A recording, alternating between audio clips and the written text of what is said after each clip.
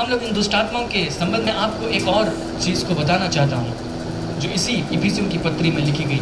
क्यों वो इस बात को बता रहा है कि हम सारे लोगों को ये अधिकार और ये सामत दी गई है। क्यों इफिसी के लोगों को इस भेद को बता रहा है? इसलिए क्योंकि शैतान के साथ एक आखिरी युद्ध बाकी है जिस अंतिम समय में लड़ी जाएगी। यीशु मसीह ने शैतान के सिर को कुचल दिया। भविष्यवाणी थी कि जो हवा के वंश में से आएगा वो सांप के सिर को कुचलेगा, उसकी एड़ी को डसे।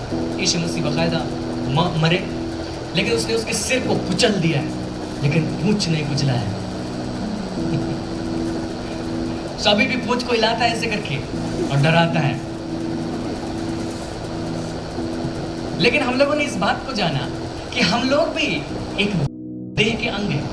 ऐसी देह जिसका सिर यीशु मसीह है और जिसके देह के बाकी अंग सो यीशु मसीह जो सिर है उसने शैतान के सिर को कुचल दिया। अब इसलिए मैं सोचता हूँ कि हम लोग जो उसके देह के अंग हैं, बाकी उसके देह के अंग को कुचलेंगे। हालेलुया। और ये लड़ाई अंतिम लड़ाई होगी। मैं आपको वचनों से दिखाऊंगा। इफिसी 6वां अध्याय उसके 10 पद से यहाँ लिखा है, इसलिए प्रभु में और उसकी शक्ति के प्रभाव में बलवंत बनो, परमेश्वर के सारे हथियार बांध लो कि तुम शैतान की युक्तियों के सामने खड़े रह सको। क्योंकि हमारा यह मलयुद्ध लहू और मांस से नहीं परंतु प्रधानों से, अधिकारियों से, इस संसार के अंधकार के हाकिमों से, उस दुष्टता की आत्मिक सेनाओं से जो आकाश में है। और वो कौन से हथियार हैं उनका जिक्र आगे है। लेकिन मैं आप इसके विषय में जानते होंगे, सुने होंगे। मैं थोड़ा सा आपको इस थोड़ा अलग एंगल से आपको दिखाना चाहता हूँ। जब भी आप इफिसियों की पत्री पढ़ें, इस बात को ध्यान रखेंगे कि इफिसियों की पत्री व्यक्तिगत रूप से एक एक व्यक्ति से बात नहीं कर रही है, लेकिन इफिसियों की पत्री हमेशा एक झुंड से बात कर रही है।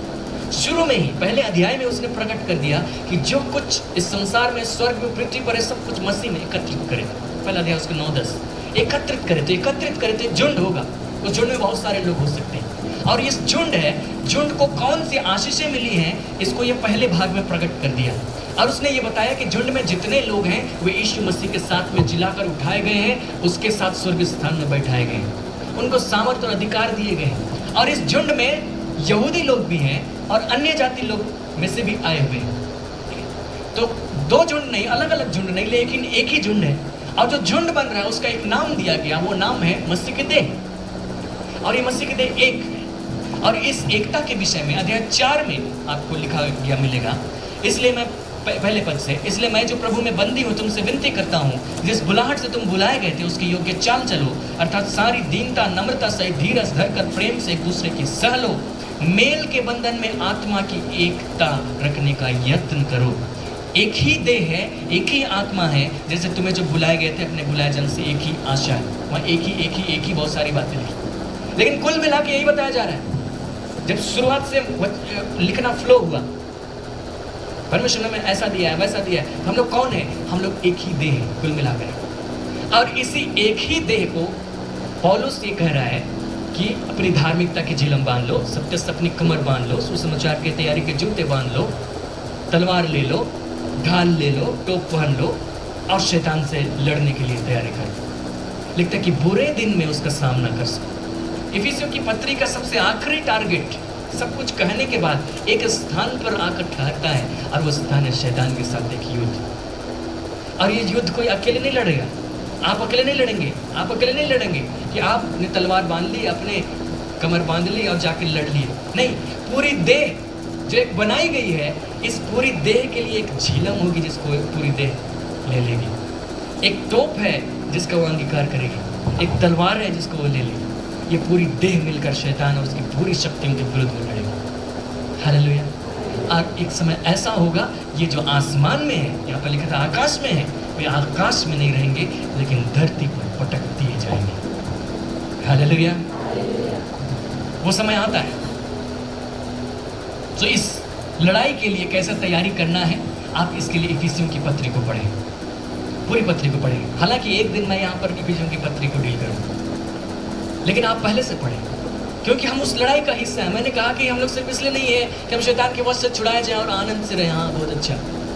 हम लोगों को एक योजना दिया गया, एक मिशन दिया गया, उसको पूरा करना है। और वो ये है कि हमारा युद्ध लहू मांस से नहीं परंतु प्रधानों से, अधिकारियों से, हाकिमों से और सेनाओं से जो आकाश में है। और लिखता है 13 पद में, इसलिए परमेश्वर 6:13, इसलिए परमेश्वर के सारे हथियार बांध लो कि तुम बुरे दिन में सामना कर सको और सब कुछ पूरा करके स्थिर रह सको। वह समय आता है जब बुरा दिन शुरू होने वाला है और इस बुरे दिन में शैतान के साथ हमारी लड़ाई होने वाली है। बुरे दिन में सब कुछ पूरा करके स्थिर रह सको, इसलिए सारे हथियार बांध लो। उसमें से जो धार्मिकता की झिलम है उसके विषय में हम लोगों ने पहले ही से सुन लिया। हालेलुया। वो धार्मिकता की झिलम आपके कामों के द्वारा पाई हुई धार्मिकता की झिलम नहीं है। आपकी धार्मिकता अपने कामों से पाई हुई धार्मिकता मैले चिट्ठड़ों से ज़्यादा कुछ नहीं होती है ना।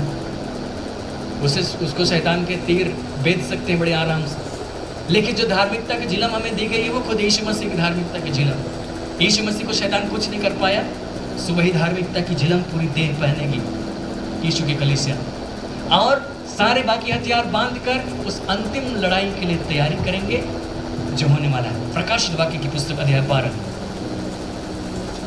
वहां पर एक सांकेतिक रूप से आने वाली घटनाओं के विषय लिखा गया है। अध्याय 12, और मैं आपको सारे पदों को नहीं पढ़वाऊंगा, लेकिन मैं आपको बता देता हूँ। वहाँ एक स्त्री दिखाई देती है, सारे अर्थ हम लोग नहीं देख रहे हैं। एक स्त्री दिखाई देती है जो गर्भवती है, उसके सिर पर 12 तारों का मुकुट है, सूरज को ओढ़े हुए, चांद उसके पांव तले है, और उसने एक बेटा उत्पन्न किया। और उस स्त्री के सामने एक लाल अजगर है जिसके 7 सिर और 10 सींग है। ये शैतान के विषय में बताया जा रहा है। 7 सिर और 10 सींग है, और ये उस बालक को खा जाना चाहता था, लेकिन उसको खा नहीं पाया। वो उसके सामने से स्वर्ग में उठा लिया गया और स्त्री जंगल में भाग गई। तो जो आसमान में जो दृश्य दिखाया जा रहा था यूहन्ना को, आसमान में ये सारी बातें हो रही थी। आसमान में स्त्री थी, आसमान में अजगर था। फिर वहाँ से बच्चा परमेश्वर के सिंहासन के पास चला गया, स्त्री जंगल में भाग गई, लेकिन आसमान में रह गया वो शैतान। फिर उस शैतान का क्या हुआ, हम लोग इसको पढ़ते हैं पद 7-12 के साथ। फिर स्वर्ग में लड़ाई हुई, मीकाईल और उसके स्वर्गदूत अजगर से लड़ने को निकले, परंतु अजगर और उसके दूत उससे लड़े। अजगर और उसके दूत अर्थात शैतान और उसके दूत उससे लड़े, परंतु प्रबल ना हुए, और स्वर्ग में उनके लिए फिर जगह न रही। तब वह बड़ा अजगर अर्थात वही पुराना सांप जो इब्लीस और शैतान कहलाता है और सारे संसार का भरमाने वाला है, पृथ्वी पर गिरा दिया गया और उसके दूत उसके साथ गिरा दिए गए। हालेलुया। ये भविष्यवाणी है, आने वाले समय में एक युद्ध होगा, और उस युद्ध में हम लोग तो कहीं नहीं दिखाई दे रहे हैं, मिकाईल दिखाई दे रहा है। मिकाईल और उसके दूत अजगर से लड़ने के लिए निकले, और अजगर और उसके दूत उससे लड़े। दोनों के बीच लड़ाई हुई, लेकिन मिकाईल और लोग जीत गए, और अजगर और शैतान मतलब शैतान और उसकी सारी सेना को पृथ्वी पर गिरा दिया गया। तो इसमें हमारा क्या रोल है? तो मिकाईल को लड़ लेना चाहिए। वो उस दिन का वेट क्यों कर रहा है? आज ही क्यों नहीं लड़ लेता है? आज ही उसको पटक देना चाहिए। लेकिन इसलिए आज नहीं लड़ रहा है क्योंकि हम लोग आज उस अधिकार को इस्तेमाल नहीं करें। क्योंकि इस लड़ाई में जो जीत हुई उसका क्रेडिट किसी को अगर मिला तो विश्वासियों को मिला, मिकाईल और उसके दूतों को नहीं मिला।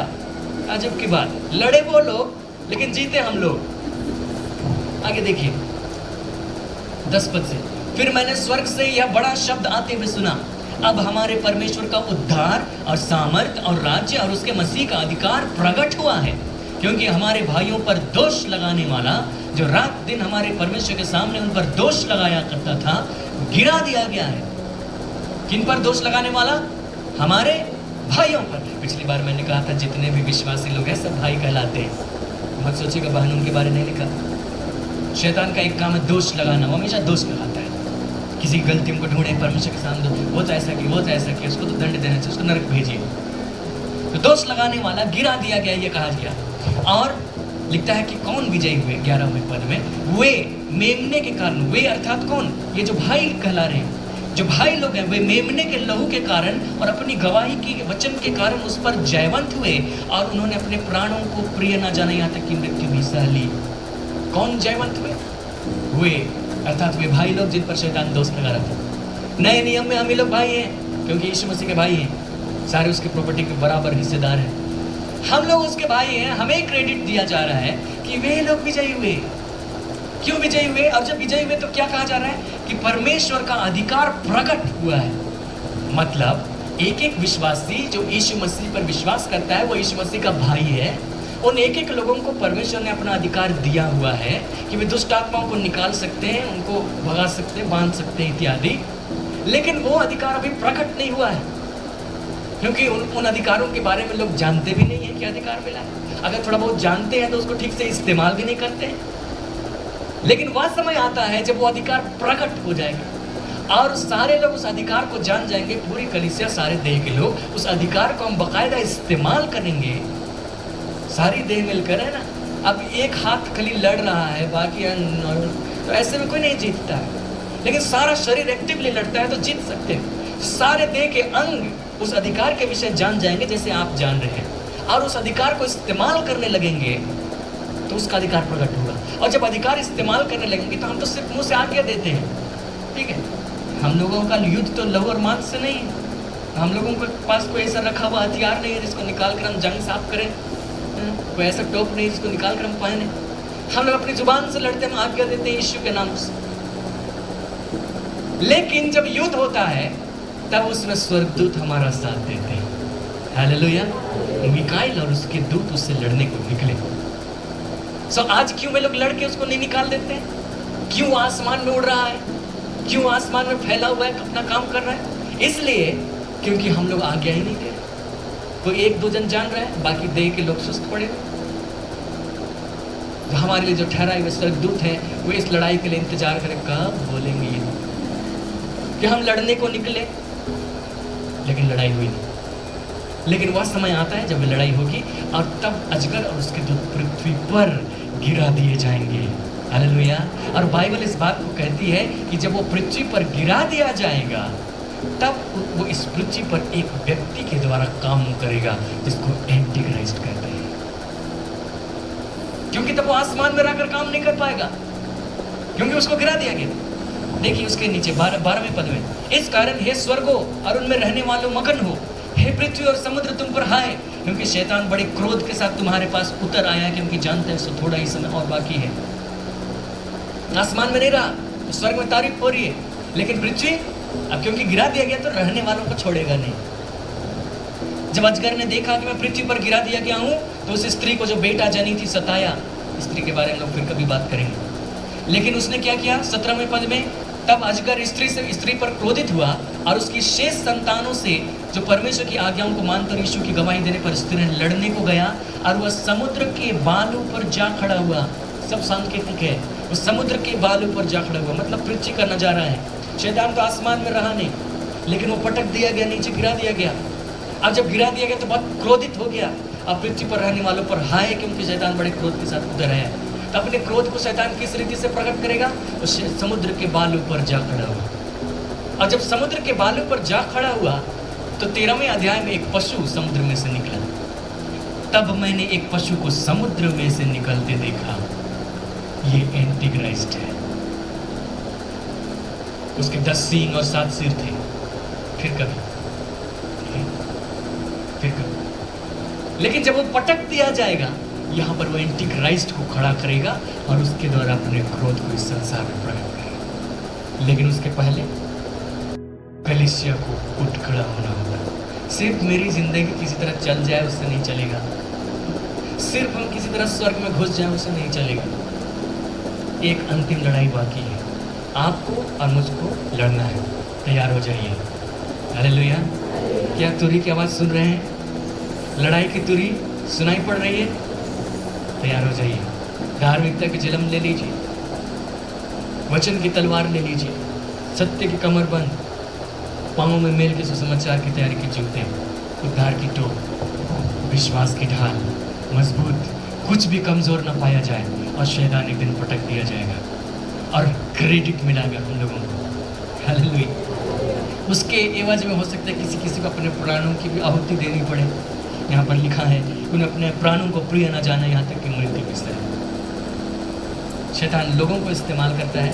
जब सीधे तौर पर हमें हानि नहीं पहुँचा सकता है तो लोगों के द्वारा हमें हानि पहुँचाने की कोशिश करता है। शैतान आपका डायरेक्ट कुछ नहीं बिगाड़ सकता, इसीलिए आपके विरुद्ध में लोगों को इस्तेमाल करता है। अब मैं थोड़ा सा प्रैक्टिकल आपको बताऊँ। आज कुछ ज़्यादा समय हम लोग बैठ रहे हैं। प्रैक्टिकल आपको बताऊँ, बहुत सारी बातें हैं, मैं उनका भी छोड़ देता हूँ क्योंकि हमारे पास आज उतना समय नहीं। आप अपने अधिकार को इस्तेमाल करें। जब यीशु मसीह दुष्ट आत्माओं को निकालते थे तो कैसे करते थे? वे दुष्ट आत्माओं को आज्ञा देते थे, निकल जाओ, वे निकल जाओ। यीशु मसीह के चेले कैसे करते थे? अगर आप बाइबल में ढूंढेंगे तो वे यीशु के नाम से दुष्ट आत्माओं को आज्ञा देते थे और वे निकल जाते थे। आज हमको और आपको भी इतना ही सिंपल प्रैक्टिस करना है कि हम दुष्ट आत्माओं को यीशु के नाम पर आज्ञा देते हैं और वे निकल जाते हैं। तो आप यीशु के नाम को इस्तेमाल कीजिए आज्ञा देने के लिए, दुष्ट आत्माओं को आज्ञा देने के लिए। कई बार क्या होगा कि आपके जीवन में शैतान डायरेक्टली काम नहीं कर पाएगा, लोगों को इस्तेमाल करेगा, ठीक है। लोगों के जीवन में शैतान तरह तरह के विचारों को, क्रोध को डालेगा, वे आपके मार्ग में रोड़ा बनेंगे। इस प्रकार से शैतान काम करते। जो नए विश्वास में आते हैं उनको रोकने के लिए इसी प्रकार लोगों को शैतान इस्तेमाल करता है। घर के सदस्यों के जीवन में क्रोध डाल देगा, तरह तरह के विचारों को डाल देगा। बहुत विनती प्रार्थना करें, ऐसे अपना पढ़ाई लिखाई करो, ये सब ज़्यादा करने की जरूरत नहीं। तो क्योंकि डायरेक्टली शैतान उस पर हाथ नहीं डाल पा रहा है, क्योंकि वो तो यीशु मसीह के साथ स्वर्गीय स्थान में बैठा हुआ है, तो कहाँ से हाथ डालेगा। वो आसमान में जरूर है, लेकिन उतना ऊंचा नहीं कि स्वर्गीय स्थान में पिता के दाहिने हाथ तक पहुंच सके, वहाँ तक नहीं। सो उसके विरुद्ध में हम लोग बोलते हैं। मैं आपको एक गवाही बताना चाहता हूँ, छोटी सी गवाही है। एक दिन मैं अपने घर में बैठा हुआ पढ़ाई कर रहा था और अचानक ही घर के उस दूसरे तरफ में, हमारे बाहर में दूसरे परिवार में रहते हैं, दूसरे घर हैं, वहाँ पर लड़ाई होने लगी। पता नहीं किस बात को लेकर जोर जोर से लोग लड़ने लगे, चिल्ला चिल्ला कर लोग लड़ने लगे। इतनी जोर से चिल्ला चिल्ला कर लड़ रहे थे कि मेरी पढ़ाई लिखाई बर्बाद होने ही वाली थी कि मुझे ख्याल आया कि मैं अपने अधिकार को इस्तेमाल करूँ। तो उसके लिए एक ऑप्शन तो ये है कि जाकर उनको समझाया जाए, लेकिन ये तो मूर्खता होगी क्योंकि लोग पी के लड़ रहे थे। तो मैंने इस बात को समझा कि ज़रूर क्रोध का दुष्टात्मा, अर्थात क्रोध दिलाने वाला दुष्टात्मा उनको उभार रहा है लड़ने के लिए। तो मैंने घर में बैठे बैठे मैंने कहा, यीशु मसीह के नाम से क्रोध दिलाने वाली दुष्टात्मा उनको छोड़कर चली जाए। उसके 1 मिनट के अंदर सारा झगड़ा शांत हो गया। हालेलुया। उनको पता नहीं क्या हो गया, मतलब चुपचाप हो गया, लड़ना झगड़ना बंद हो गया। फिर मैंने आराम से पढ़ाई कर ली। मैंने इस गवाही को जहाँ हम लोग संगति करते हुए बताया था, एक बहन ने इसको सुना था। एक दिन जब वो सड़क पर जा रही थी, उसने क्या देखा कि एक बस वाले ने एक बाइक वाले को थोड़ा सा धक्का दे दिया और वो बाइक वाला पूरे गुस्से में आ गया और उसने अपनी बाइक बस के सामने लगा दी और वो लड़ने के लिए बस के ऊपर में चढ़ गया। बहन ने इस बात को देखा कि अब तो यहाँ भयंकर लड़ाई होने वाली है, क्योंकि एक बस ने बाइक को टच कर दिया है ना। सो बाइक को कितनी चोट लगी कि नहीं लगी, उस जवान के ईगो को चोट लगी है, तो इसलिए वो चढ़ गया लड़ने के लिए। तो उसने रोड में खड़े खड़े वहाँ से आज्ञा दी कि जो क्रोध का दुष्ट आत्मा उनके जिन में काम करे, इसी घड़ी उनको छोड़ दे। फिर अचानक क्या हुआ, कुछ उन लोगों को समझ में नहीं आया, वो लड़का बस से उतर गया, अपनी बाइक लेकर चला गया। हालेलुया। आपके जीवन में भी ऐसा कुछ होता है तो सोचिए थोड़ा सा क्या हो रहा होगा। ये मत सोचिए लोग तो ऐसे ही हैं, अभी तो ऐसे ही होगा, वैसे। आपके पास कुछ अधिकार, इसका आप इस्तेमाल कर सकते हैं। आप अपने अगल बगल परिस्थितियों को देखिए, कुछ उलट पुलट हो रहा है, कुछ दुष्ट आत्माएं काम कर रही होंगी, आप उनको आज्ञा दीजिए, यीशु के नाम से वे छोड़कर चली जाए। आपको जाना पड़ेगा, आपको चली जाएंगी और फिर आपको खुशी होगी। आप कहेंगे कि एक पहला स्टेप हम आजमाए थे, काम कर गया, दूसरा भी आजमाएंगे। आपका कॉन्फिडेंस बढ़ता चला जाएगा। एक ही बार में आप पहाड़ को हटाने की कोशिश करेंगे तो नहीं हटेगा, पहले पत्थर हटाइए। यीशु ने कहा था कि पहाड़ से कहो तो सरक कर यहाँ से चला जाएगा, लेकिन पहला ही दांव पहाड़ पर मत आजमाइए, क्योंकि पहाड़ जितना विश्वास हो सकते हैं आप प्रकट ना कर पाए। तो छोटी छोटी बातों से स्टार्ट कीजिए। कई बार तो बीमारियां भी दुष्ट आत्मा के जैसे आती, दुष्ट आत्माओं के द्वारा बीमारी। वहाँ पर एक स्त्री का जिक्र जो 18 साल से कुबड़ी थी, यीशु मसीह ने बताया कि वो दुष्ट आत्मा के कारण कुबड़ी हो गई थी। तो दुष्ट आत्मा आ गई, इसका मतलब नहीं कि पागल हो जाते हैं, उसका मतलब ये भी हो सकता है कि हो सकता है कोई बीमारी उसके शरीर में दुष्ट आत्मा की वजह से। वहाँ पर आप दवाइयाँ कीजिए, कुछ कीजिए, इलाज कीजिए, उपाय नहीं होगा, दुष्ट आत्मा को निकाल दीजिए, सब ठीक हो जाएगा।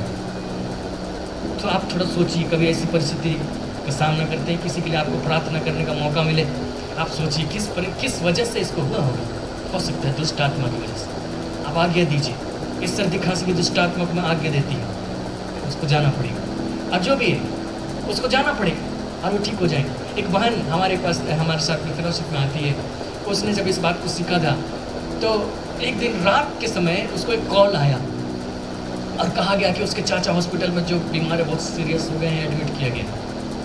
तो जब वो प्रार्थना करने लगी, पवित्र आत्मा ने उसको प्रकट किया कि वो दुष्ट आत्मा की वजह से ऐसा हुआ है। तो उसने घर में बैठे बैठे वहाँ से दुष्ट आत्मा को आज्ञा दी कि उसको छोड़कर निकल जाए यीशु के नाम से, और उसके बाद आराम से सो गई। दूसरे दिन सुबह में न्यूज़ आया कि सुबह में डिस्चार्ज हो गए। हालेलुया।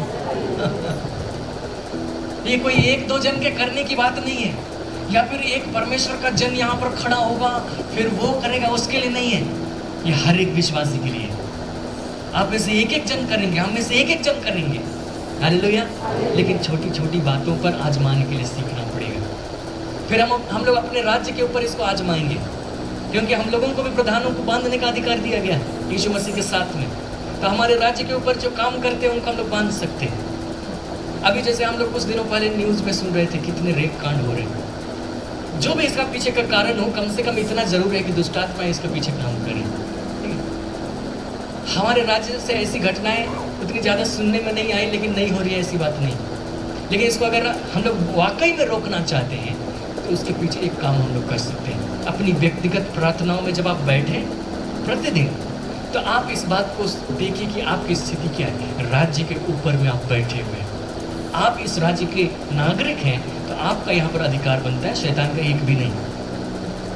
और राज्य के ऊपर अगर कोई दुष्ट आत्मा ठहराया गया है तो उसके ऊपर हमारा अधिकार बनता है, उनका एक भी नहीं। और जितनी दुष्ट आत्मा इस प्रकार की बलात्कार की बातों को प्रेरित करती हैं, उनके ऊपर हमारा अधिकार बनता है, हम उनको आज्ञा दे सकते हैं।